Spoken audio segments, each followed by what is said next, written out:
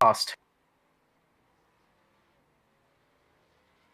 Okay, good evening, everybody, and welcome to FGM eCast. We are here tonight at COTA, Circuit of the Americas. A very different track tonight for the trucks and NASCAR itself. We are up in the box. Of course, I am up here with Stuart. How are you going, Stuart? Yeah, very good, everyone. Welcome to FGM eCast. As Carl has introduced, COTA tonight for the trucks going to be a really interesting one for us. The driver feedback that we've got is, I'd fair to say, probably on the left-hand side of not great. Difficult to drive, particularly through the sweeping S's, turns 3, 4, and 5, or 4, 5, and 6. I'm sure I'll get corrected on that. And it's going to be a challenging one for the guys tonight, 25 laps. Yeah, it is indeed. It's really going to be a tough one out there tonight. These cars, they are not exactly designed for these road courses, and COTA is one of those tracks that is very difficult to get right in the best of circumstances. It's probably a lot easier when you're driving a car with high downforce like a Formula One car, but when you jump into a sports car even, COTA is notoriously difficult. So in one of these trucks, it's almost like trying to drive a bus around the green hell of Nordschleife. So just put up on the screen here for tonight, obviously we are at round 9. I say obviously, I can't believe we're already at round 9 of Season 1 Truck Season 2021 for ANZCAR on FGM eCast. Thanks to AJ Insurance Services for bringing us the round summary. And key points tonight, drivers will definitely have to pit once here. Some talk amongst the drivers of maybe pitting twice to get fresh tyres with around about a second a lap tyre deg. Some of them are considering doing that to take up the advantage of not having to worry too much about it. Of course, the truck's already being reasonably tricky before they get started. Turn 1's going to be crazy. Managing the trucks through the S's, we're just talking on that now. And look out for the circuit racer here. Those who are reasonably strong on the circuit going to have a big advantage as they try to manhandle these trucks. Last round, we did see Ed Foster take his maiden season win in the trucks, and current series leader even is Stephen Williams. He will be strong tonight, never fear about that. Yeah, that's it. Foster not here tonight, opting out of this one, I think. Jumping in for the race last time at one of his favourite tracks, of course. We are going to see the circuit specialists really flourish tonight. People like Andrew Dyson, Chris Burnell, Michael Skurlock, Neil Pearson. Those definitely guys to watch out for.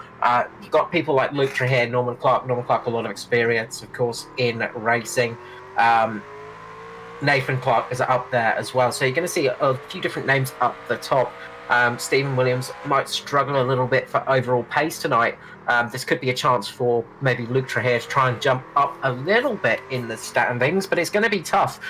What I'm going to do quickly is just run through the championship standings as they are after 8 races. So Stephen Williams is up at the top with a total of 253 points. Behind him, 71 points behind, is Luke Traherne with 182. Such a big gap up at the front. Third place is Riley Curtis with Christopher Finlay in 4th. Matthew Raymond, is in 5th with Kay Donnell in joint 6th with Ruben Phelps. Ruben Phelps jumping to Mark 1 Esports this round. In joint 8th position, we have Dwayne Priest and Michael Skurlock. And then in 10th place, we have Troy Davidson. So we're going to see a few changes of position in the championship. It's quite tight up there in the top 10 from second down, really. So up at the front, Stephen Williams has got it pretty much locked in, you've got to say. Yeah, absolutely. That 70-point gap is going to be very, very difficult for Luke Traherne to overcome. Really, the only man with any chance of doing it, as we've only got 3 more rounds to go after this round. So really looking here, Traherne does do a lot of circuit racing, but so does Stephen Williams. So both going to be reasonably strong here, we feel, tonight. And probably not going to be the round that Traherne is going to make up that gap. Looking really, you don't really want to talk about it that way, but really, Stephen Williams is going to need to, DNF a race for Traherne to really get right up against him, I think, and likelihood of that happening is reasonably remote. Yeah, that's it. Stephen Williams has done a fantastic job this season. Of course, being a full season entrant has helped him, but having 7 top 10 finishes has definitely helped out. 6 of those up in the top 5. consistency has been key for him this year, as well as having that victory as well, of course. It's been a very good year for Stephen Williams, and you've got to say he is looking so good up at the front. A brilliant story for Luke Traherne as well. Great job this season. He's only done 6 starts compared to that of Stephen Williams' 8. He's had 3 wins this season, 4 of them, 4 top 5 finishes. So pretty much almost every time he's raced, he's been there or thereabouts. A brilliant season for Luke Traherne, really coming in strong. Got to say as well, Riley Curtis having a really good season up there as well in 3rd position. He's going to want to keep that going strong. Another driver hoping for a bit of better results this weekend. You've got to say Aiden Schultz. Hopefully, no giant black cats will leap out in front of him in this race, and we can see a good finish. Yeah, he's definitely struggled with the luck that you need this season so far. So looking for him to get a good run tonight and get the result that car that he is driving has certainly been capable of. He's had a really good go at it this season despite the bad luck. So we'll see what comes of that. It's been a challenging one for him, but I think that's going to improve. Looking at the moment at around about a 2:17 as the fastest pace that we have seen. Just dropped in there, Dave Douglas, with a question about the lap times around here. So 2:17, so we're looking at around about a 50-minute race or so when you take into consideration pit stops tonight. 24 laps. So it's going to be challenging because we've got about a minute 20 to go into qualifying. Expecting to see at least definitely 1 stop. They're not fueled up to get 2 stops. Around about lap 19, we will see our first tranche of pit stops, but there is some talk, as we mentioned at the top of the broadcast, of drivers maybe doing a double stop if they're trying to get a better run out of the tyres, grip at a premium in these already. Yeah, that's it. I mean, it could pay off going for a 2-stopper in this race. Obviously, you can take a little bit less fuel in that situation and get a bit of a quicker stop. Changing those tyres does take the time, of course. That's the thing that does take time on these cars, because it's not like a Formula 1 pit stop where you have about 60 people per wheel changing those tyres. You've got a couple of guys running around there with a single wheel gun doing the best job they can. But you could find an advantage, at least with overall pace, getting those fresh tyres, because they do go off quite quickly. They build up a lot of temperature going through those fast S's as you get into turn 3, 5, 6, 7, up to turn 9, really. And that's where the temperature really shoots up. You've also got that really tricky aspect towards the end of the lap as well. That long straight that seems to go on forever down towards turn 12, where it's our second timing spot of the lap. Then you go around into the that sort of right-hander. Sorry, just trying to remember my lefts and rights there. But it's a very sort of long, drawn-out right-hander that does narrow on the exit around about turn 18, and you can get a lot of tyre temperature through there, and that can cause a lot of issue. And got to say, luckily enough, we had the wrong information up on the Facebook page, because it said 45 laps tonight for Kota. Luckily, we're not doing that, because that would have been us here for most of the weekend, I think. Absolutely, yeah. I saw that when they originally put the schedule up, and I thought 45 laps, that's nigh on ridiculous, but no, corrected during the week, so 25 laps tonight. And as is usual of the stream, we're going to jump on board with the car that was out first, and in fact, that was Michael Skurlock. He is running the 350, the bright green 350 numbered Crank Esports entry, and he's had another really consistent season. In fact, starting pretty much every race on the front row of the grid. So we'll jump on board with him for the first flying lap tonight at Circuit of the Americas. Thanks to AJ Insurance Services, we are here tonight, and certainly looking forward to bringing this one to you a little different to what we normally see here. So we're looking out for purple sectors is what the drivers want to see. Green sectors mean it is their fastest sector of the night, but purple means they are the fastest in that particular sector, and of course you want to see them get to the top. So we will stick on board here with Michael Skurlock and let him take us around Circuit of the Americas. Yeah, and I'll talk you through the lap once we get to the start-finish straight. We're just on that back straight at the moment. Going to get up to some serious speed here. These trucks are going to get up to around about 260 kilometers per hour at the peak. You might get up to about 265, 270 if you get behind another truck. and then it's that hard braking zone. Just heard from Bill Hickey as well, just saying it's going to be a very tough race out there tonight. Not the exact words he used, but I won't say those in fears of us getting taken off the air. I think maybe you might have just been referring to the compound of the tyre there being overly hard, but we'll see. You can make up your own mind with what he might have said there, but so we make our way here through the last sector of Circuit of the Americas. It's a very fast-flowing track, which is what makes it difficult in these utes, aside of anything else. That's $20 to the ute jar, Stuart, I'm afraid. Absolutely it is. Yeah, we'll talk to Billy after this one and get that money from him.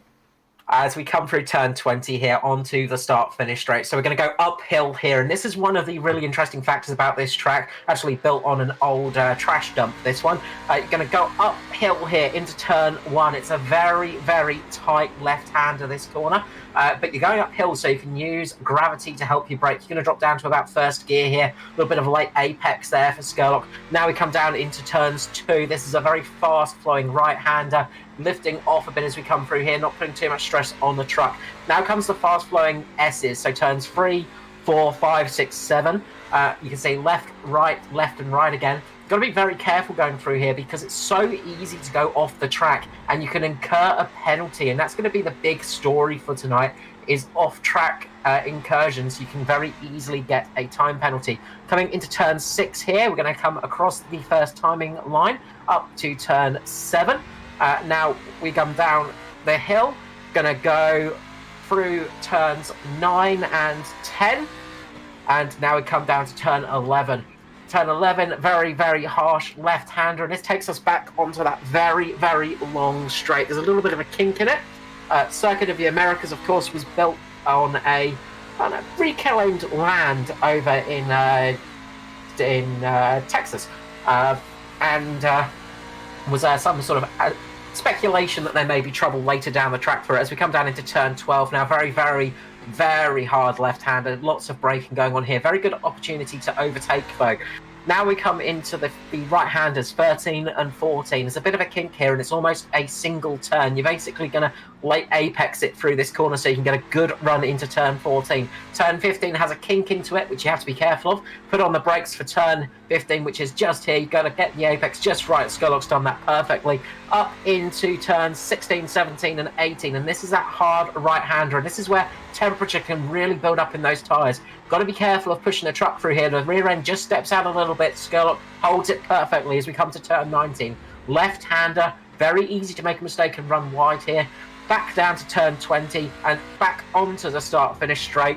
What have we got from Michael Skurlock here in terms of lap time? We're soon going to find out as he will cross the line, and it is a 2:19.9. 2:19.8. But he's just been pipped by his teammate there, Chris Purnell, putting a 2:19.62 at the same time, and only one shot at it here. So with the 5-minute time limit. Yeah, I think a lot of drivers were caught out by the time limit there because it is such a long outlap here. A lot of those drivers were still doing their lap as they were out there, and a lot of them got surprised. Of course, you don't get extra time to finish your lap in ANZCAR, so you've got to take advantage of it as quick as possible, and a lot of those drivers have been caught out by that. So expect to see a few drivers out of position here. This is going to make for some interesting racing. One to watch out for is definitely Andrew Dyson down there in 7th place. So we'll just run quickly through the grid here. Chris Purnell there, just pivoting Michael Skurlock for the front of the grid here, pole position, but Skurlock again maintaining that form of being on the front row of the grid as we get into this one. We've got Devon Stove, Luke Trahare off row 2 with Riley Curtis and Aiden Schultz off row 3. Andrew Dyson, Neil Pearson off row 4 with Nathan Clark and Aaron Major off row 5, followed by Nathan Rawlock and Ruben Phelps off row 6. Keep an eye out for Ruben to make his way through the field. As we skip back, we've gone Kay Donnelly and Matty Raymond off row 7 with Nathan Button, Stephen Williams off row 8. We've got Norm Clark, Paul Jackson off row 9, Billy Hickey and Carl Hoffman rounding out a relatively light on grid for the truck series this evening. Yeah, quite a few people, I think, avoiding this race. It's not a track that, as I said, people are not too keen on Kota. It's one of those tracks that people tend to not like that much. It's a bit of a tricky. It's a tricky track to race on as well in these cars. As I said before, even when you're driving things like a GT3 around here, you can very easily get caught out. It's not the easiest track for some cars. Very fun though when you've got a high downforce car, sort of driving an LMP car or a prototype or a Formula One car, of course. But this is going to be a pretty juicy race at the front. The Crank Esport boys locking out that front row. Devon Stove, the only car out of place there for Crank Esport, as they managed to get all of their cars in the top four there. Great job for them. Then just behind them, of course, you have Mark 1 Esports with Riley Curtis, Aidan Schultz. Andrew Dyson, good to see him there in DPR car. He's definitely one to watch out for, Stuart. Seen him have some good racing in the road races.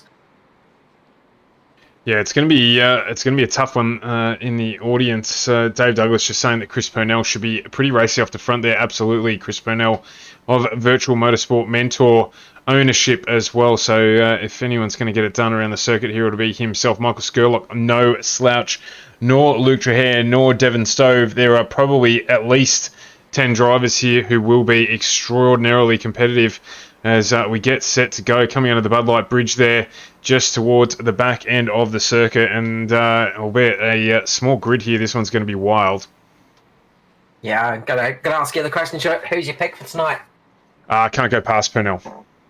Purnell. I'm actually going to go for Dyson. I'm going to throw the dice and go for Andrew Dyson tonight. But Purnell is definitely a strong contender. The Virtual Motorsport Mentor himself, he is a driver of renown on these road circuits. Michael Skurlock as well, but Chris Purnell is going to be one to watch for sure. Dave Douglas in the stream here, siding with you, Dave Dyson, Andrew Dyson. My apologies. He has his dollars on, but we're coming around the final corner here, getting ready to go two abreast as we get this one underway for round 9 of ANZCAR Truck Series from Coda, and it is Chris Purnell and Michael Skurlock who's get us underway. Devon Stove there missed the start a little bit. He's got Luke Trahere on the outside, and Trahere goes past him into the braking zone. Everyone's going to have to be careful here. Cold tyres, we said it early in the stream. This turn very tight indeed. It looks like everyone's going to make their way through. A little bit of lock breakdown there. I think it might have been for Cade Donnelly just down into turn 1, but he's made it through there. Nathan Button just jumping off track slightly there, but still he will return back on with no damage at all. Dropped a few places, but it is Purnell and Skurlock away early here as there's a little bit of pressure a bit further back in the pack. It looks like Riley Curtis putting the carry on to to Devon Stove indeed in front of him. And Devon Stove looking to try and get the job done as we come up to 7, 8, 9. Devon Stove managed to get underneath him, as well as who was that? Neil Pearson as well. Neil Pearson getting the job done as well. Neil Pearson, no slouch on road circuits. We saw that in the Cup Series. He just pushed Riley Curtis a little bit wide there. Aidan Schultz coming down Riley Curtis's inside. He locks up big time as they go through that tight right-hander, but he has managed to keep the car just slightly ahead, given his teammate the opportunity just to keep ahead there himself. Those two DPR cars now have a bit of clean air to try and catch up to Cade Donnelly up there, who is getting passed right now by Andrew Dyson. Yeah, in fact, it's just Devon Stove there who was getting passed. But absolutely, with Andrew Dyson making his way now up into 4th position behind Luke Trahere, Michael Skurlock and Chris Purnell. Yeah, Neil Pearson just getting a bit loose and wild into that corner. I apologise, Devon Stove. Similar coloured cars, and that throws me out too easily. I should learn my lesson from that one. But yeah, Devon Stove doing a good job of keeping up there. We've seen Devon have some good races this season, and definitely one of those drivers that is making a name for himself in the series. We saw it at Bristol in the dirt. Really great job from Devon Stove in that race. But up the front, we got Chris Yes. Purnell in the lead at the moment, and he is trying to run away with it a little bit. Michael Skurlock 2nd, Luke Trahere 3rd, and Andrew Dyson there in 4th place. Absolutely, and Devon Stove here, just around 2 seconds back. He's still got Neil Pearson right behind him as Aidan Schultz just drops back 1 place behind Nathan Clark. In fact, Luke Trahere As Luke Trahere here has been passed by Andrew Dyson. So there we go. Dyson now up into third place, and he is in pursuit of Michael Skurlock, about a second up the road from him. So he has made good progress up 4 places. Good call from the audience and yourself. And he's doing a cracking job so far, up into third now from qualifying position of 7th. Yeah, Dyson doing a beautiful move there up into turn 1, just catching Luke a little bit off guard. He was the last of the late breakers, and that's something you can do here at COTA, of course, because you've got that very, very steep uphill section at the start-finish line. You can brake very late here, and he took advantage of that completely, going up the inside of Luke Trahere. Just behind him, Neil Pearson and Devon Stove are battling away for position. It looks like Skurlock's gone off. Skurlock has locked the brakes into turn number, where are we? Turn number 11 there. He's locked the brakes, got very squirrely there, gone wide, and that's allowed Dyson and his teammate to get through. He went completely sideways, managed to catch the car though, almost caught his teammate out. That gave Neil Pearson the opportunity to catch Devon Stove a little bit napping, as he was just watching that little bit of shenanigans in front of him. Yeah, and actually what that's meant is that Andrew Dyson's moved up to second. We just got notification that Nathan Clark has crashed. We'll bring you a replay of that in a moment. But Andrew Dyson now up into second place. I was going to say, just before that all happened, one thing to note at the moment is Steve Williams down in 13th position. Luke Trahere, his closest contender in the championship, currently running in 3rd place. But Steve Williams known for managing his race quite well, so keep an eye on him throughout this race tonight. Yeah, well, I imagine Steve Williams is going to go relatively sort of soft, I'd say, not too hard in this early stages. Try and keep the tyres in shape. Here we are with Nathan Clark, I believe. So coming down into turn 11, I think we are, and he's just lost it. He's actually got caught by the 85 there. The 85, Nathan Rollock's gone right into the back of him, spun him around. Rollock just braking way too late into that corner. It's very tricky sometimes as it is slightly downhill. Lost the rear of the car, and then's just gone straight into the back of Nathan Clark there. And while it hasn't helped, Rollock there redressing after that incident, so good from him. But that has obviously affected Clark's race. Yeah, meanwhile, up the front, we've got a battle starting to shape up between Purnell and Dyson. Dyson is right on the back of Chris Purnell here as they go through those S's and they head back towards that long straight. I've got to say, Dyson has got some serious early pace here, but is he using up the tyres too quickly? A little bit further back, you've got Neil Pearson right on the back of Skurlock as well. So a lot of action going on right now. A little bit hard to know exactly where to look. Always a tricky thing on road circuits. Yeah, absolutely, particularly when they spread out a little bit, as this one has. Matty Raymond's just gone off track in the background, so has Steve Williams. Now, these are notifications that we get in the broadcasting software that we use. The critical thing about them, more than whether or not they're actually incidents in the race, is the track point limits, as Neil Pearson just goes blasting by Michael Skurlock there. But the track limitations tonight, we've got, I believe you said it was 12 incident points before the drivers get a drive-through and 17 before a disqualification. Yeah, that is correct. So that is the big one. You've got to be very careful, as right now Luke Trahere has Pearson all over the back of him. It's like a rash at the moment. Pearson is really, really doing a great job there of bullying Luke Trahere out of the way. Luke Trahere just braking a bit late, loses it slightly, and you can just see there Neil Pearson used that opportunity to get up underneath him. Great overtake there from Neil Pearson. Yeah, absolutely, getting the job done. And just switching up to the front here, you did call it before, Dyson now starting to apply the pressure to the back of the Crank Esports 920 of Chris Purnell. 2:17.75 last time around for Andrew Dyson, fastest on the track by some margin. He did a 2:17 against the 2:20 of Chris Purnell. Things come a little bit back towards them now with a 2:20 even between them, as Billy Hickey, I've just got notification, has had an incident as well. Yeah, and just as we see going through turn 1 there, Dyson just using a lot more of the curb in that corner. He seems a bit more confident over the curbs than Purnell at the moment. But as I said, this could be a false charge by Dyson this early on, because he might use up his tyres a bit early for this race. Got to be very careful of overheating here. Track temperature is quite warm, if I recall. It's about 32 degrees on the track temperature at the moment, so it's quite warm. But obviously, when you're going through these tight S's, when you're going through these very fast corners, these cars really like to heat up their tyres. These things are not light. They're not your sort of average race car for these tracks. They've got a lot of horsepower, and they can very much chew up those rear tyres when you put your foot down. You've got to be so careful. You'll see these drivers not using full throttle. They'll be applying throttle like applying ointment to a burn or something like that, very gently indeed, and really, really keeping it so they can don't put too much pressure on those rear tyres, because you just don't want to burn them up. And that's what Purnell's doing at the moment. He's just not pushing the car too hard. Meanwhile, Dyson is putting a bit more pressure on the car, and that could come back to bite him in about 5 to 10 laps' time.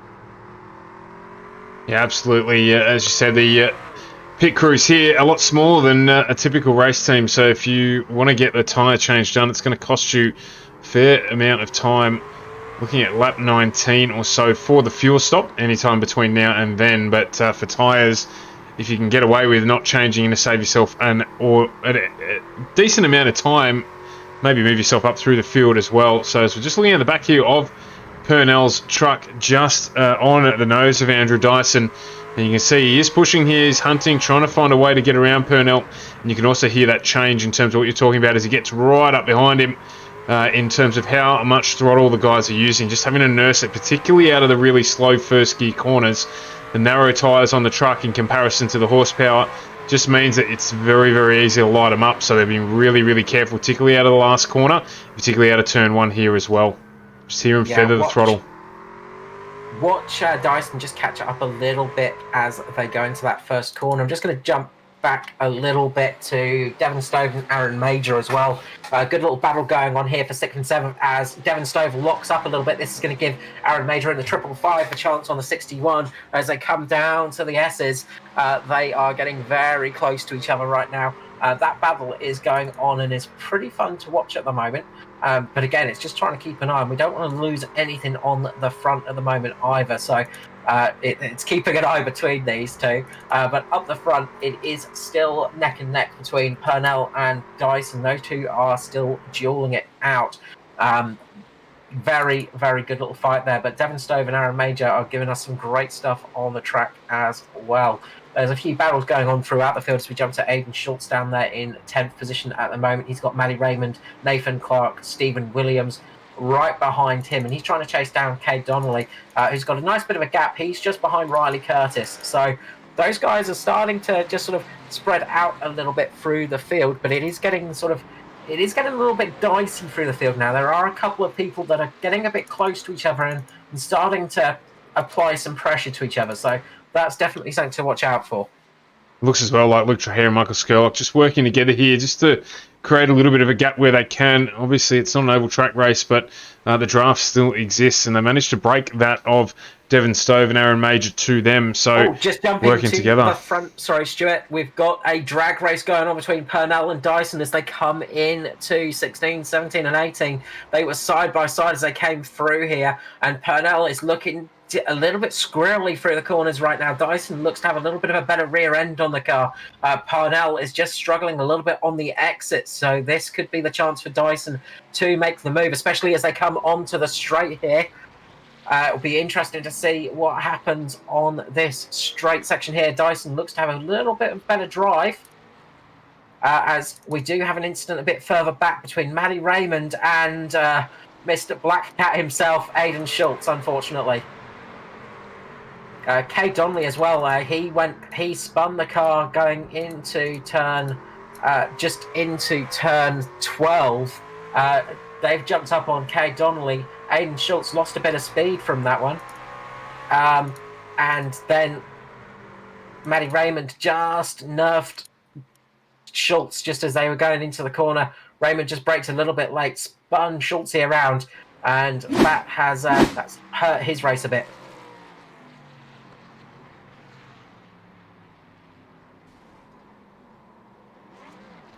As we look at the replay there.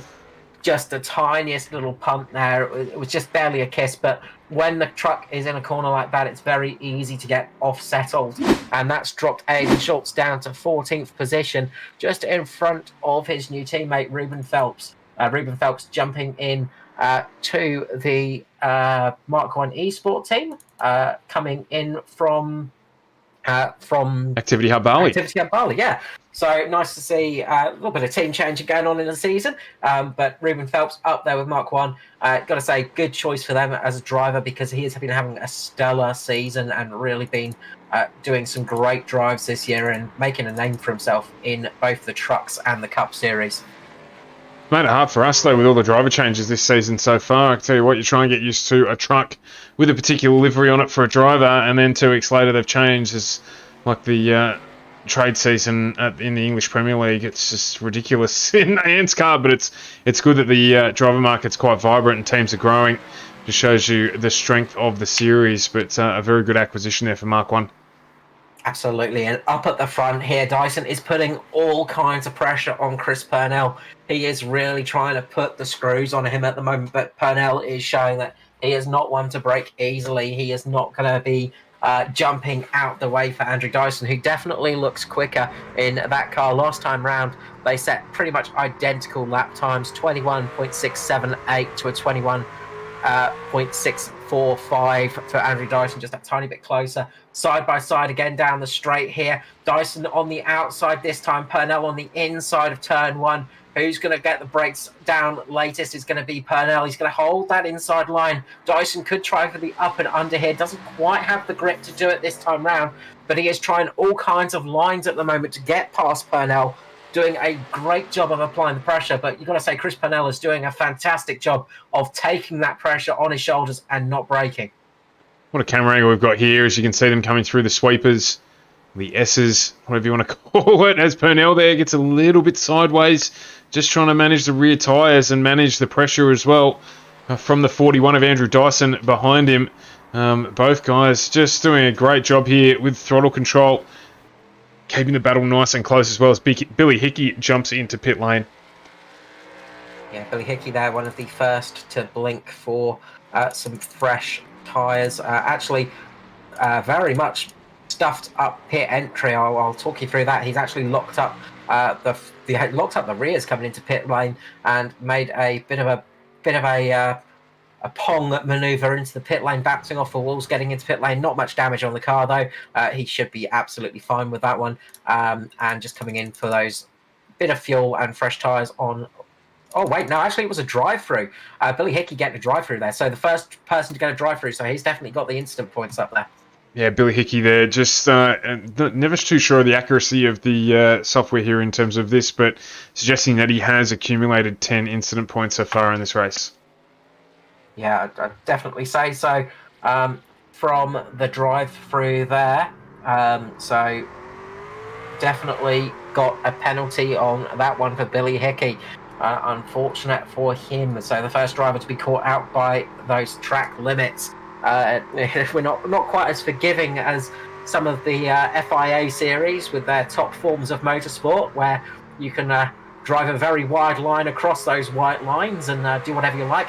Very different here, as you need to stay within those white lines and keep the car on the circuit. And that's what these drivers really need to do, and it is very hard in these trucks, as again Dyson is all over the back of Purnell like a rash. He's doing a great job. He pulls out from behind him. They're going to go